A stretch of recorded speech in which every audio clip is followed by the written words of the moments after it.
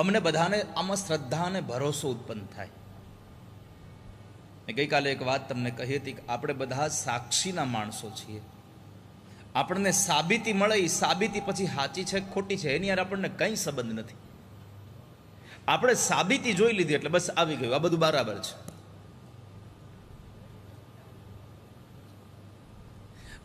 આપણે કોઈ પણ વસ્તુ લઈ આવીએ,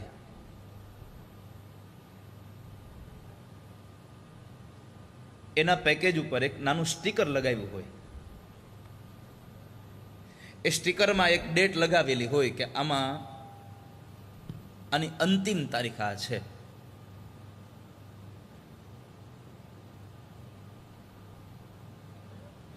આપણને એ લગાવેલા સ્ટીકરમાં કેટલો ભરોસો હોય છે કે આ બરાબર છે.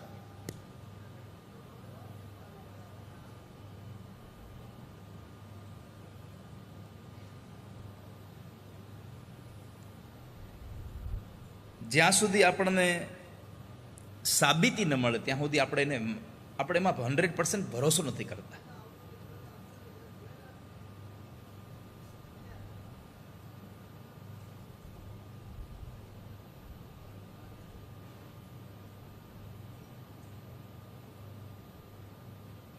તો અમને કોઈ એવી કથા સંભળાવો ને કે જેનાથી અમને આ શિવ મહાપુરાણમાં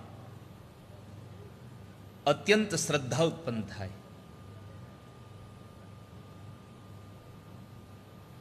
અમને ભરોસો ઉત્પન્ન થાય કે આ શિવ મહાપુરાણ અનાયાસે પણ પાપમાંથી મુક્ત કરવા વાળી કથા છે.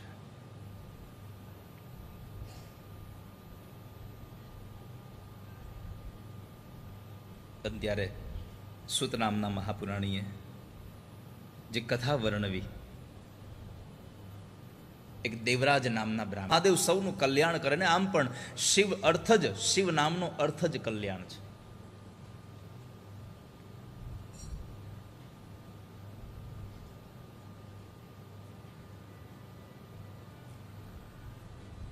શિવનો અર્થ કલ્યાણ. તો આવો એ સંવાદમાં તમને આગળ લઈ જાઓ. પણ એ સંવાદમાં તમને લઈ જાવ એના પહેલા તમારે એક શ્લોક મારી હારે ગાવો પડશે. એકવાર એક શ્લોક ગાઓ મારી સાથે.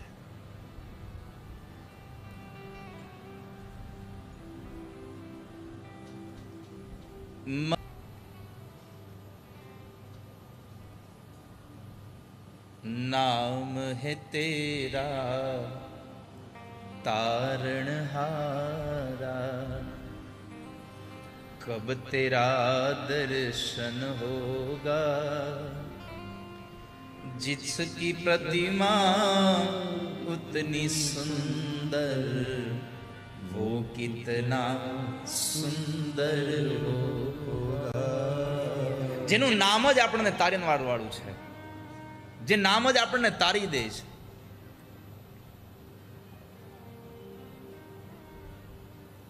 જો તમને કહી દો એક છોકરા, આ કથા આપણી એવી છે કે આમાં છે ને અંદરથી જે આવશે ને એ જ બારું આવશે, નક્કી થયેલું કાંઈ નહીં આવે.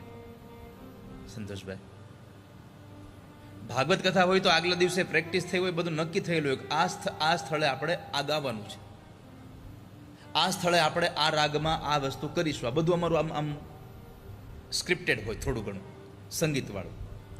ઘણું ખરું એમાંય 20-25% તો એવું જ હોય કે જ્યાં ઓટોમેટિક આવતું હોય. પણ આ શિવપુરાણની કથા એવી છે કે જે અંદરથી ભગવાન મહાદેવ ધક્કો મારશે કે હવે આને લઈ લે તો એ આવશે. અહીંયા નક્કી નથી કંઈ હું આવવાનું છે, ક્યારે શું આવે કાંઈ નક્કી નથી.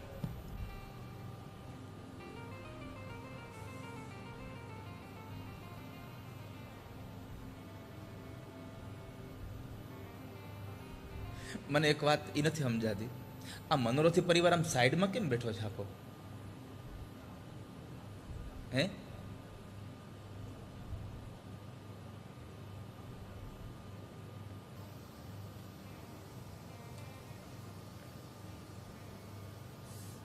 તો જેનું નામ જ આટલું સરસ છે કે જેનું નામ લેવાથી આપણે તરી જઈએ છીએ, તો ભગવાન કેટલા સુંદર હશે, એ પ્રભુ કેટલા સુંદર હશે.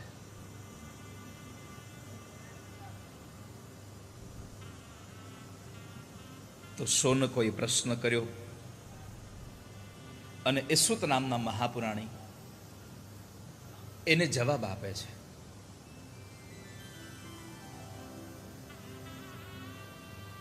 આસીત કિરાત નગરે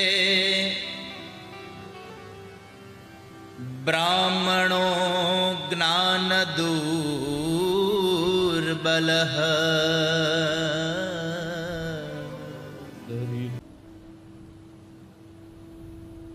ચારેય વર્ણના લોકો રહેતા હતા.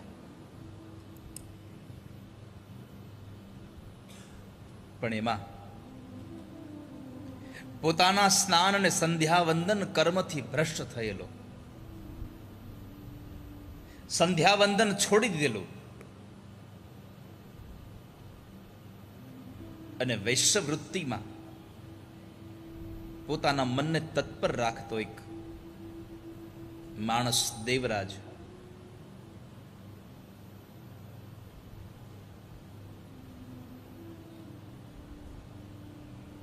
કર્મથી ભ્રષ્ટ થયો. આ દુનિયામાં માણસ કોઈ જ્ઞાતિમાં જન્મ લેવાથી મહાન નથી થતો.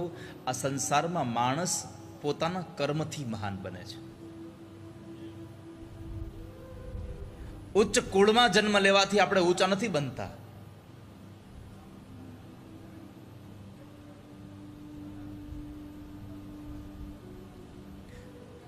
આ બ્રાહ્મણની કથા છે.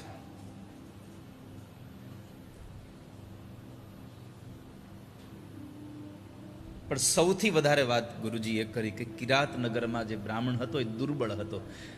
જે ગામનો બ્રાહ્મણ દુર્બળ હોય ત્યાં બીજા લોકોની વાત જ શું કરવી. પ્રકાશિત કરવા વાળું જે પાવર સ્ટેશન છે એ જ બરાબર ન હોય તો શું થાય? શું કરો તમે? તમને જ્યાંથી પાવર મળે છે, જ્યાંથી તમને બળ મળે છે, એ તો સક્ષમ હોવું જોઈએ. એ તો સંપૂર્ણપણે તાકાતવાન હોવું જોઈએ.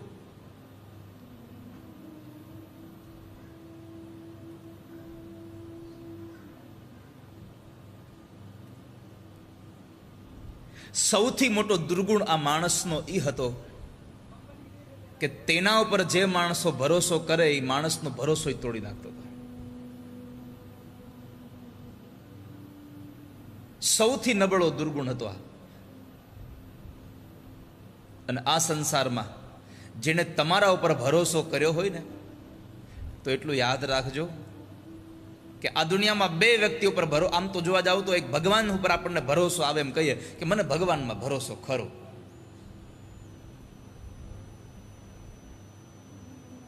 મને ઈશ્વરમાં ભરોસો ખરો.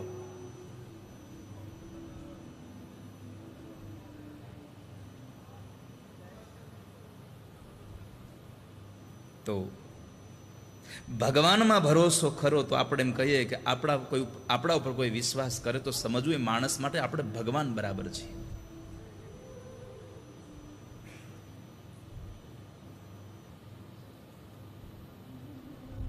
આપણે ઈશ્વર બરાબર છે.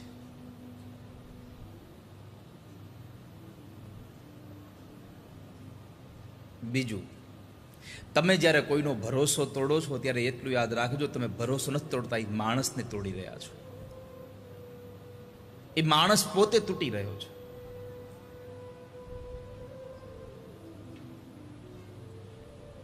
તો આનો સૌથી મોટો દુર્ગુણ હતો કે એના ઉપર ભરોસો કરનાર માણસને ઠગી લેતો હતો.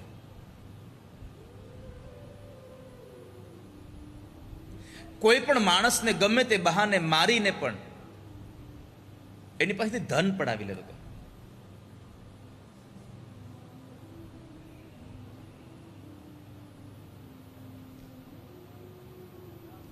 અને અનિતનું ધન આવે તમને અવળા માર્ગે લઈ ગયા વગર રહી નહીં કોઈ દિવસ. અનિતિનું અનાજ ખવાઈ જાય તો આપણા વિચાર બગડી જાય છે, તો અનિતિનું ધન આપણા ઘરમાં આવે તો આપણા આખા ઘરને બધું બગાડી નાખે.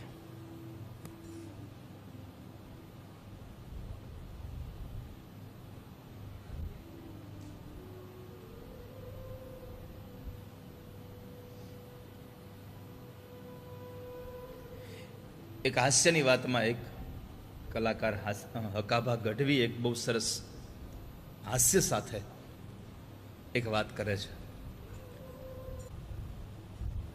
મારે તમને ખાલી આ એમની હાસ્યની પણ આની પાછળનો મર્મ બહુ સારો છે.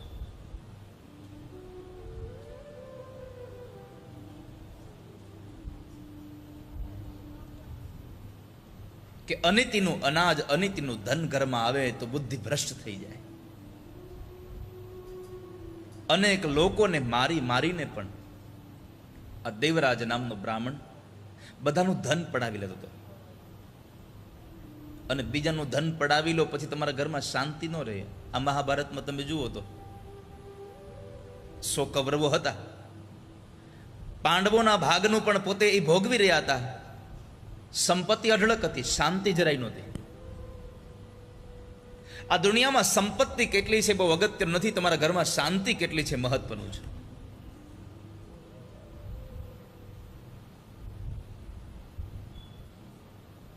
સંપત્તિ જો સુખ આપતી હોત તો દુનિયામાં કેટલા બધા આપણે એવા અનહદ દાખલાઓ જોયા છે કે જ્યાં સંપત્તિ બહુ હતી પણ સુખ ન જોયું કોઈ દિવસ. આપણે ક્યારેક તો આપણે આપણા પાડોશીમાં જોતા હોઈએ, ક્યારેક આપણે આપણા પરિવારમાં કોઈને જોતા હોઈએ, ભાઈ ફલાણા ભાઈ પૈસા ટકે બહુ સુખ છે પણ બીજું કાંઈ સુખ નથી. કાંઈ કેવલ સંપત્તિ માણસને સુખ નથી આપતી. આ દુનિયામાં સુખી કરવાનું સૌથી મોટું કોઈ સાધન હોય તો માણસનો સ્વભાવ છે. એને પોતાનો સ્વભાવ સુખ આપે છે. અને આ દુનિયામાં જેને કોઈને પોતાનો સ્વભાવ દુઃખ આપે ને એને દુનિયામાં ગમે તેમ કરો તો એને તમે સુખી ન કરી શકો. જેને પોતાના સ્વભાવથી જ દુઃખી થવું છે, જેને પોતાની જાતે જ હેરાન થવું છે, એને તમે ક્યારેય પણ સુખી ન કરી શકો. કોઈ વસ્તુનો અભાવ હોય કે કોઈ વસ્તુનો પ્રભાવ હોય, એ કદાચ અભાવ અને પ્રભાવને તમે એને કેન પ્રકારે દૂર કરી શકો, પણ જેને સ્વભાવનો જ પ્રભાવ પડ્યો હોય એને તમે એને તમે સુખી જ ન કરી શકો. વાતમાં જેને પોતાના સ્વભાવથી દુઃખિત થવાનું આવડ્યું છે એ સુખી ક્યાં થાય? તો બધા લોકોને મારીને પણ, કોઈની સાથે છેતરપિંડી કરીને પણ એ માણસ સંપત્તિ પડાવી લેતો. સંપત્તિ પડાવીને પોતે એશ અને આરામ કરતો.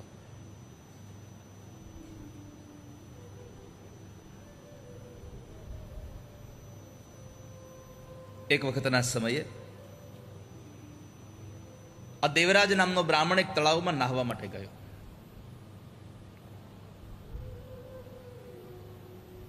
અને ત્યાં આગળ એક શોભાવતી નામની એક ગણિકા સ્ત્રી હતી. એને જોઈને આ માણસ અત્યંત એમાં મોહિત થયો.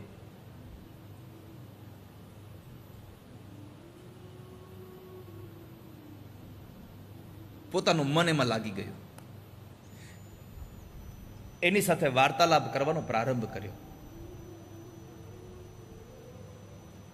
એને વાતોનો પ્રારંભ થયો અને આ સંસારમાં વાર્તાલાપથી જ પ્રીતની વૃદ્ધિ થતી જાય.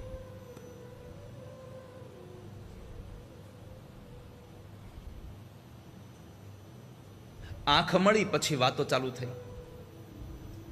વાતો થયા પછી એના મન મળ્યા અને પછી એમાં જ રત લેવા લાગ્યો. થોડો સમય વ્યતીત થયો અને બંને જણાએ નક્કી કર્યું કે આપણે બે જણા લગ્ન કરી લઈએ, એકબીજાને પતિ પત્ની તરીકે સ્વીકારી લઈએ.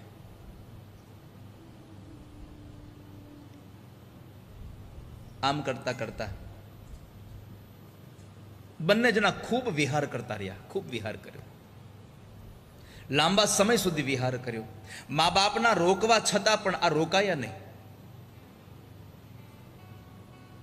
પાપ કરવામાં પોતાના માતા પિતાની વાતને પણ માનતો નથી, એને પણ તરછોડી રહ્યો છે. કારણ કે જ્યારે પોતે પાપ કરતો હતો ત્યારે એને એમ જ થતું હતું કે મારું ક્યાં કશું બગડી રહ્યું છે, મને ક્યાં કોઈ કઈ વસ્તુ હેરાન કરી રહ્યું છે, હું તો સુખી જ છું.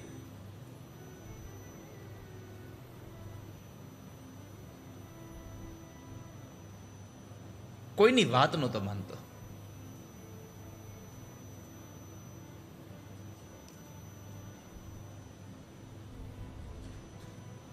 આ દુનિયામાં હજી ઘણા આવા લોકો છે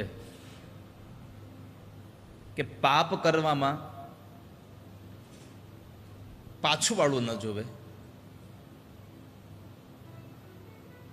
કદાચ પાપ કરવાના સમયે એને આજે પાપ કરતો હોય અને એને થોડા સમયમાં પણ કંઈ દુઃખ ન પડે તો એ પોતાની જાતને એવું વિચારતો હોય કે આ મેં કોઈનું કાંઈ કરી નાખ્યું ખરાબ, મારું હું બગડી ગયું.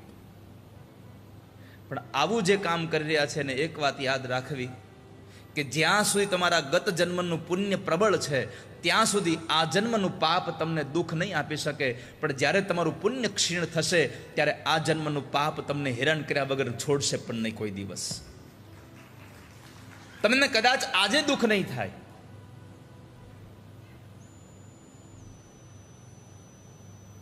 પણ આજ નહીં તો કાલે તમને હેરાન ગતિ તો થવાની એ વાત બાકી છે.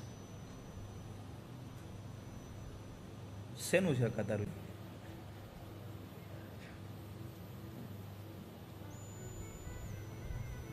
કોઈ જગ્યાએ તારો છેડો કંઈક આડાવડો થતો હશે, એનું આવતું હશે, વાંધો નહીં. ક્યારેક ક્યારેક માણા જેવો માણા ચૂપ થઈ જાય, માણા જેવો માણા બોલવા લાગે. આ તારા બધા ઇન્સ્ટ્રુમેન્ટ છે, ઇલેક્ટ્રિક છે ને.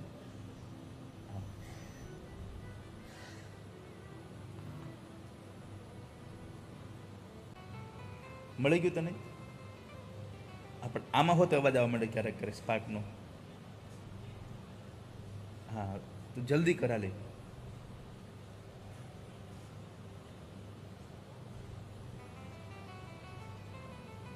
હવે વિસલ વાગે ને ત્યારે તમે કોક એની સામું જોજો, એટલે મારે જોવું નહીં. એટલે આ લોકોને ખબર ન પડે હું એની સામું જોઉં છું. નકર હું એની સામું જોઉં ને તો આ લોકો મારી સામું જોવે છે કે હું કમ એની સામું જોવે છે.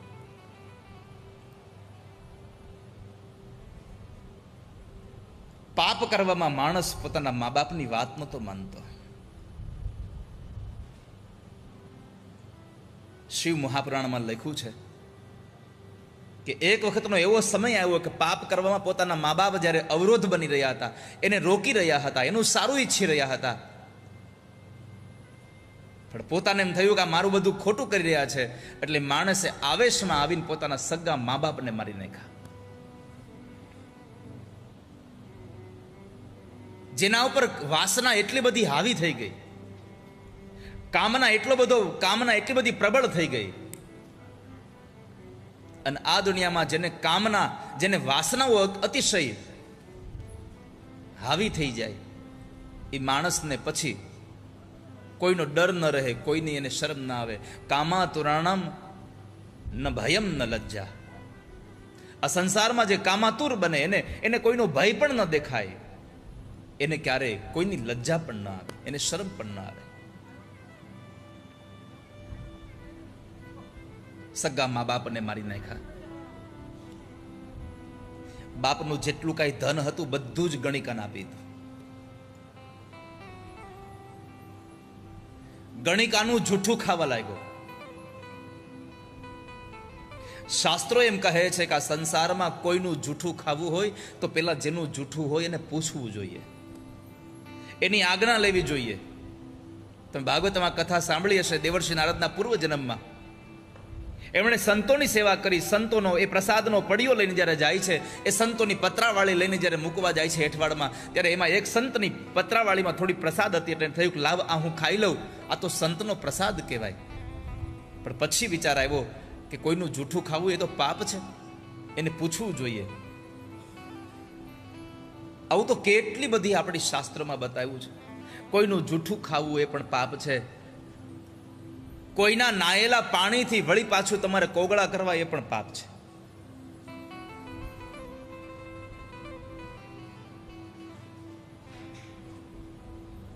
તો દેવર્ષિ નારદે સંતોને પૂછેલું કે બાપજી હું આ પ્રસાદ લઉં. સંતોએ હા પાડી, પછી એને પ્રસાદ લીધો. અહીંયા ગણિકાના એ જૂઠા અન્નને આ માણસ ખાવા લાગ્યો, એ પાપને ખાઈ રહ્યો છે. ગીતાજીમાં ભગવાન એમ કહે છે કે જે માણસ કોઈનું જૂઠું ખાય એ તામસ પ્રકારના ગુણોને પ્રાપ્ત કરે છે. પૂછ્યા વગર ખાવું એ તામસ પ્રકારના ગુણોને પ્રાપ્ત કરવા જેવી વાત છે. સમય ઘણો વ્યતીત થઈ ગયો. એક વખતના સમયે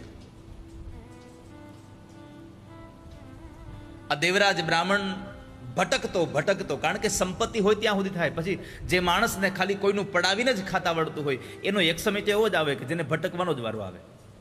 પછી ન કમાઈ શકે, ન કોઈનું ધન ચોરી શકે, આવી અવસ્થા આવી ગઈ.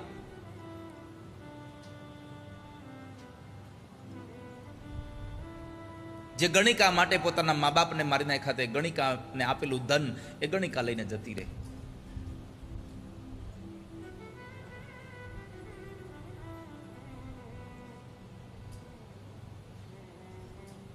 કુલટા સ્ત્રીનો સંગ થાય એટલે માણસ દુઃખી થયા વગર ન રહે.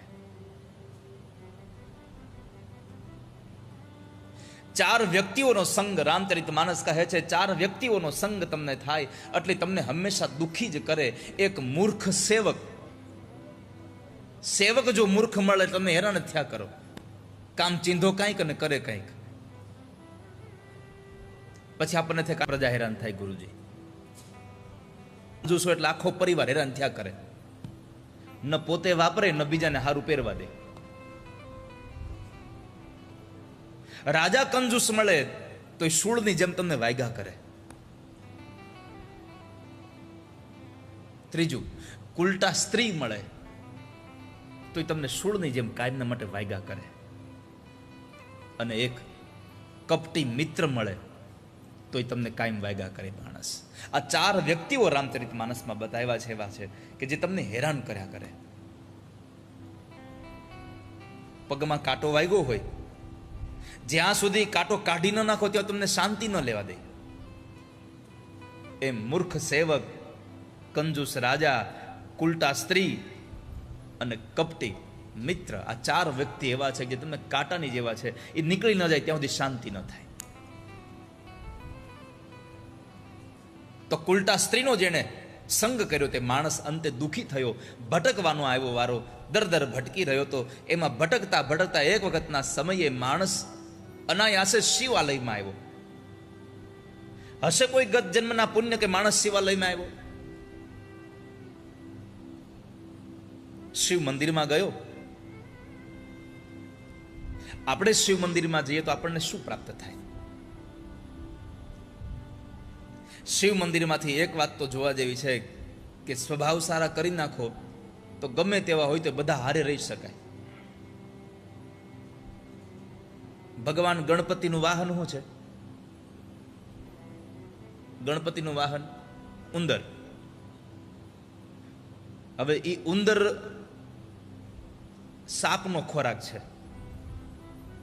સર્પ એને ખાઈ જાય.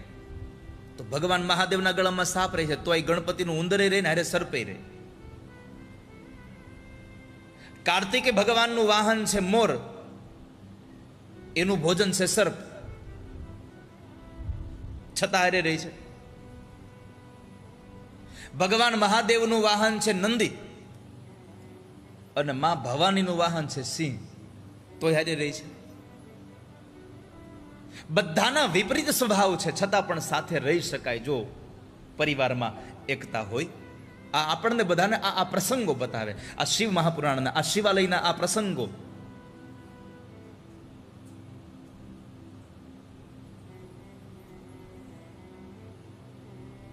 તો અનાયાસે માણસ શિવાલયમાં ગયો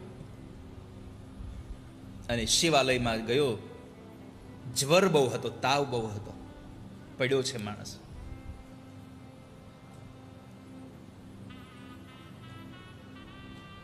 ઠંડી લાગી રહી છે, ભૂખથી વ્યાકુળ થયેલો છે. એટલો બધો તાવ ચડ્યો છે કે માણસમાં હાલવાની શક્તિ નથી. ખૂણામાં પડ્યો છે.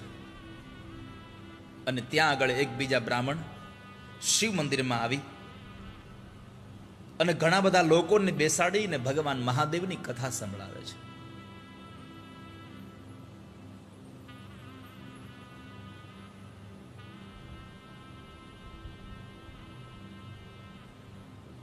ભગવાન મહાદેવનું એ દિવ્ય ચરિત્ર જ્યારે સંભળાવી રહ્યા હતા, તાવના લીધે ત્યાં રહેતો એ બ્રાહ્મણ જે ખૂણામાં પડ્યો હતો, એ અનાયાસે ભગવાનની કથા સાંભળી રહ્યો છે. એને શ્રદ્ધા નથી, એને કોઈ ભાવે નથી કે હું કથા સાંભળું.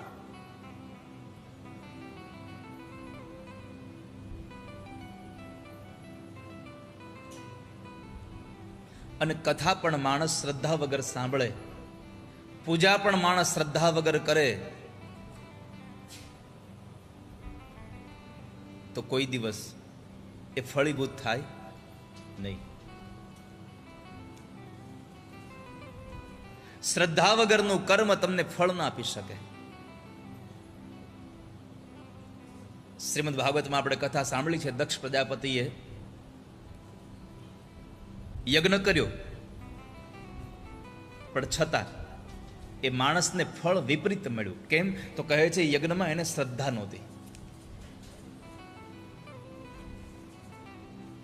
શિવ મહિમ્નના 21મા શ્લોકમાં પુષ્પદંત આ વાતને ટાંકે છે. ત્યાં આગળ ક્રિયા દક્ષો દક્ષ ક્રતુપતિરધીશસ્તનુભૃતા મૃષીણામાર્તિભ્યમ શરણદસદસ્યા સુરગણા. પણ પ્રભુની કથા એવી છે કે તમે ભાવથી સાંભળો, કુભાવે સાંભળો, સાંભળો એનું કલ્યાણ થાય. ભગવાનની કથા જે સાંભળે એનું કલ્યાણ થાય. એનો પ્રત્યક્ષ ઉદાહરણ અહીંયા દેવરાજ નામનો બ્રાહ્મણ છે કે જેમણે જ્વરને લઈ અને મંદિરમાં પડેલો હતો, છતાં પણ એના કાનમાં ભગવાનની કથા ગઈ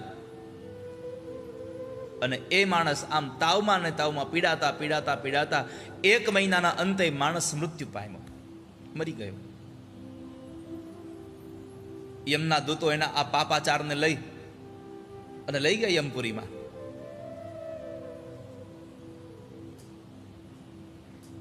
જ્યારે યમપુરીમાં લઈ જાય છે ત્યારે ભગવાન મહાદેવના દૂતો આવી, ભગવાન મહાદેવના ગણો આવી અને યમના દૂતોને મારીને એ બ્રાહ્મણને છોડાવી વિમાનમાં બેસાડી અને કૈલાસમાં લઈ જવા તૈયાર થયા. એટલામાં ત્યાં આગળ યમપુરીમાં બહુ બધો કોલાહલ થયો. એટલે યમરાજ ધર્મરાજ બહાર આવ્યા. આવીને જુએ ત્યાં શિવ દૂતો હતા, પોતાના દૂતોને મારે ખાયેલા લઈ આવ્યા. એટલે અમને ભગવાન મહાદેવની આજ્ઞા થઈ એટલે અમે આવ્યા છીએ. તમે વિચાર કરો, જે માણસે પાપાચાર કર્મમાં પાછું વાળું જોયું નહીં, અનાયાસે પોતાની આવશ્યક પ્રમાણે મંદિરમાં રહેવા માટે ગયો, ક્યાંય જગ્યા મળી નહીં એટલે મંદિરમાં રહેવા ગયો, ત્યાં આગળ તાવના લીધે હેરાન થઈને પડેલો એ દેવરાજ ભગવાન મહાદેવની અનાયાસે કથા સાંભળે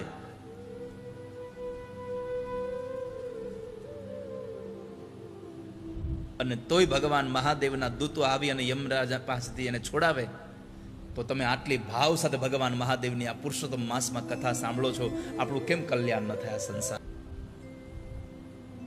તો કેટલો મોટો એનો ઉદ્ધાર થઈ જાય છે.